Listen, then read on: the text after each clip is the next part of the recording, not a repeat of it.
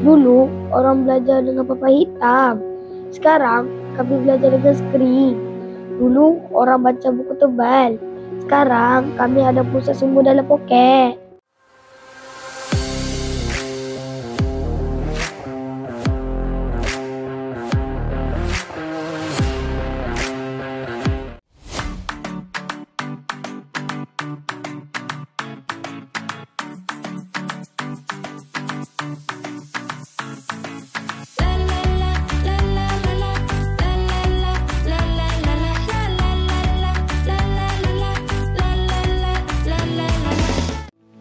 Kajian menunjukkan 9 daripada 10 murid di Malaysia KG menggunakan teknologi dalam pembelajaran harian.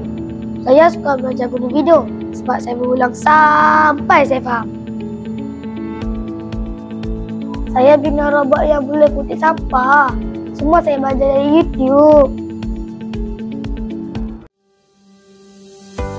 Walaupun tak semua ada internet, cikgu dan murid tetap cari jalan. Ada yang berkongsi telefon, ada yang belajar di luar rumah. Inilah semangat juang generasi kami. Bila teknologi digunakan dengan bijak, kami boleh capai apa sahaja.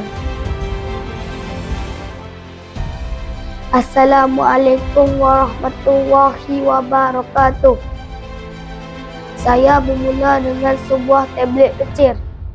Hari ini, saya berjaya mereka sistem pendidikan digital ke seluruh dunia. Saya bangga menjadi anak Malaysia.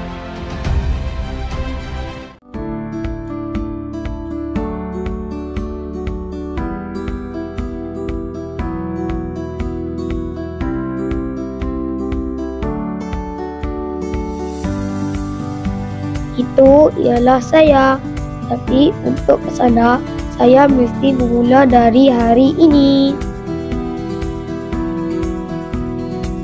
Kami generasi fasa digital. Kami pacu masa depan pendidikan.